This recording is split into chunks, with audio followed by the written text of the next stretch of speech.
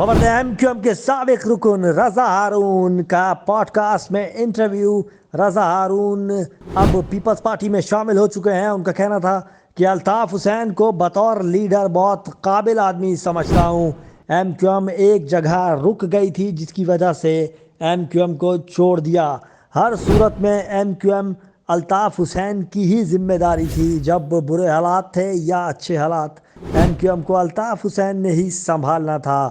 مہاجر vote bank 1997 تک M Q M کے ساتھ تھا، اس کے بعد نہیں رہا۔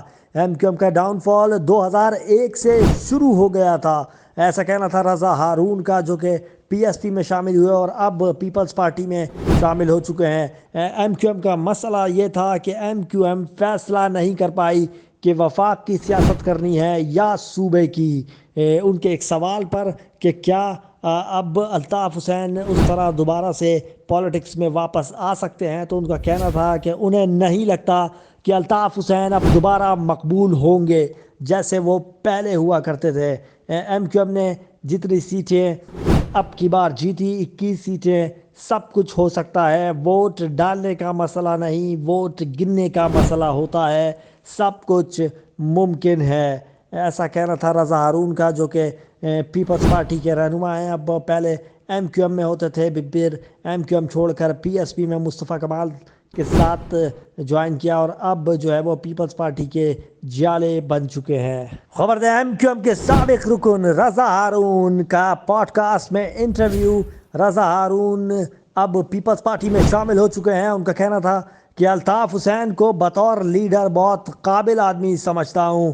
ایم کیو ایم ایک جگہ رک گئی تھی جس کی وجہ سے ایم کیو ایم کو چھوڑ دیا۔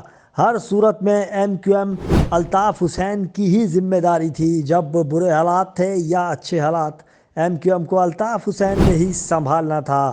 مہاجر ووٹ بینک 1997 تک ایم کیو ایم کے ساتھ تھا، اس کے بعد نہیں رہا۔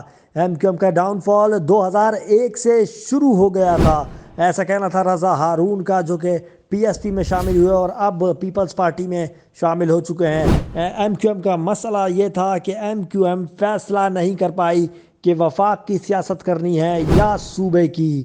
ان کے ایک سوال پر کہ کیا اب الطاف حسین اس طرح دوبارہ سے پولیٹکس میں واپس آ سکتے ہیں، تو ان کا کہنا تھا کہ انہیں نہیں لگتا کہ الطاف حسین اب دوبارہ مقبول ہوں گے جیسے وہ پہلے ہوا کرتے تھے۔